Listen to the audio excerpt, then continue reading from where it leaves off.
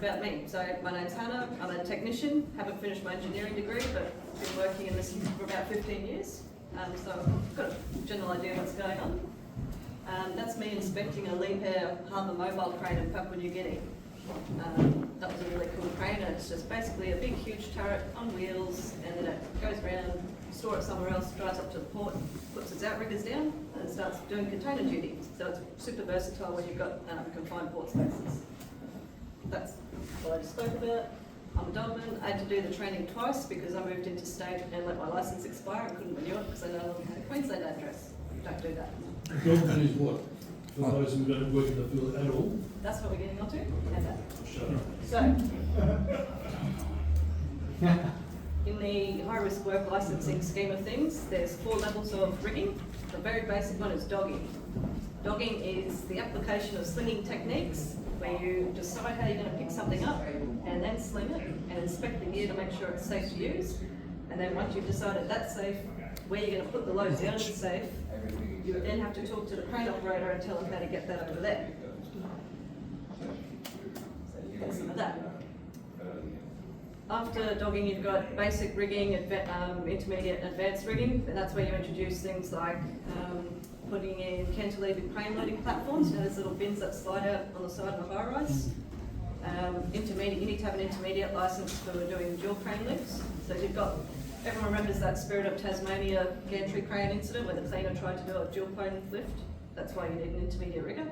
And advanced includes things like gin poles and shear leg derricks, that sort of thing, which is not used a lot, but important to not stuff it up. So, that's the stuff you are inspecting. And dogging, when you go to dogging school, they're not telling you about how to calculate the exact force in 2 metres of chain sling. They're giving you the principles so that you can do it correctly without hurting anyone, or tipping anything over, or doing anything wrong.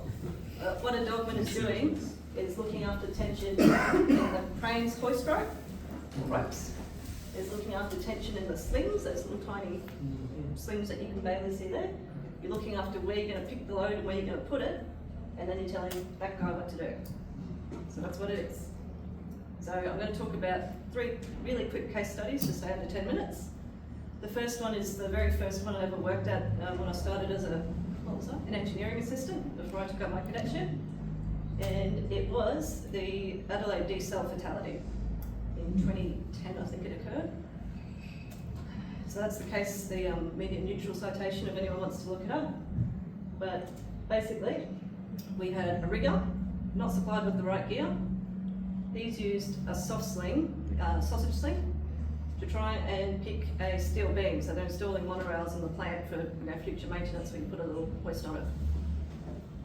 These slings are not good for steel beams because the steel beams, the I-beams have got sharp edges, and the sling is made up of all these tiny little fibres. And as soon as you cut one, all of that load that it's going to support is transferred onto the remaining fibres. And then they're all overloaded, and then they fail. And they've all got a safety factor of 3 or 4, but once you cut one, you're losing it. And all it's going to do is cut through one, and then the rest will start to go. So, that's why you get taught at dogging school, you never ever use soft slings on steel beams or anything with a sharp edge.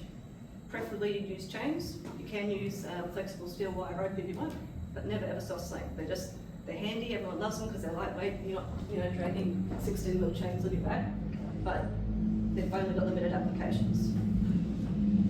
It's very sad what happened to this guy. He just wasn't given the right equipment and made do with what he had. Maybe he should have spoken up, but maybe his employer had a duty to provide him with the right stuff. So what they could have done was use beam clamps. So they're designed for picking up beams. You've got plate clamps for plates, and those for grabbing the top of the top flange of the beam. And you've also got those little devices there which are just like packing. So that's like nylon, hooch and PE stuff. And all that does is increase the radius between the sling and the sharp edge of the load. So you can also use that on flexible steel wire rope. If the radius is too small for that, just insert some lagging, a bit of conveyor belt or something, shove that in there, and it protects the edge of the load and stops the sling from getting cut or from deforming, which was also bad. So that one is Adelaide diesel. You can look it up if you want. There's a coroner's report on it, I believe. So first job I ever worked at and how I got into forensic engineering. This one is about when you have an operator in a crane, he can't always see what he's picking up or where he's putting it. The guy in the tower crane, he can't see anything. So he's relying on you on your radio to tell him to hoist up, slow left, hoist down, pull it back. So this was an unfortunate one I saw when I came to Dorman pretty early on. And the dogman, there was a dogman, but he just wasn't put in the role of dogman in this little lift they were doing. And the operator couldn't see what he was picking up or what he was doing with it, and he just improvised because he thought, you know, they're only 5 metres away. Yeah, I'll be right. And unfortunately, he's destabilised the platform that 2 workers were actually standing on, and one's actually fallen from a height and ended up with horrible traumatic injuries. So his life has changed forever because the dogman didn't establish effective communication with the operator.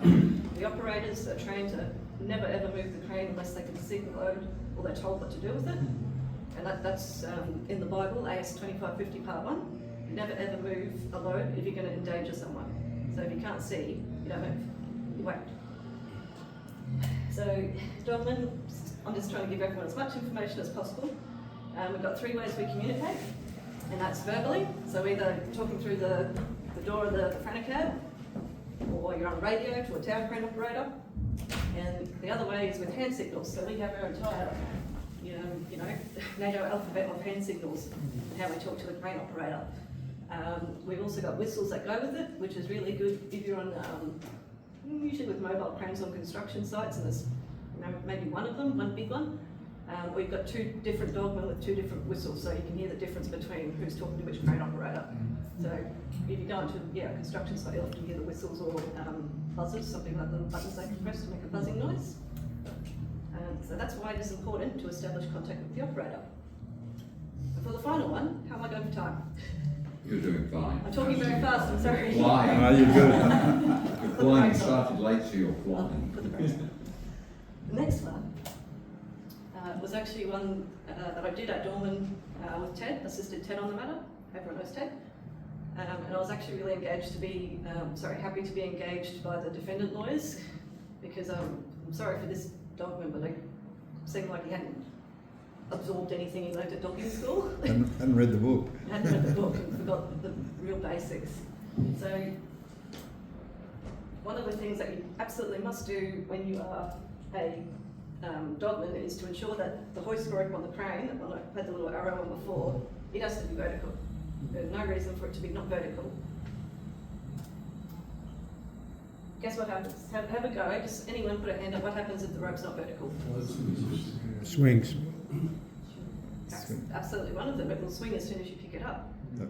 Some other things that can happen include tipping the crane over because it moves out of radius. Unbalance the stability of the crane, absolutely. The other thing you can do is, if you do it sideways relative to the axis of the boom, you put side load on the boom and you'll get a structural failure. Usually at the heel, but sometimes other places. So that's an idea of what you don't do. This guy was actually really lucky in that, like, the 4th potential failure mode was that he suffered a back injury because he's decided, actually you can also snap the hoist rope if you're at 1/4. Not as common, but can happen. So he's decided, I'm going to pull on this heavy thing suspended from the crane hook, and it's actually injured his back, as though that wasn't the indication that maybe I shouldn't be doing this. He's got it that far and gone, I know my back.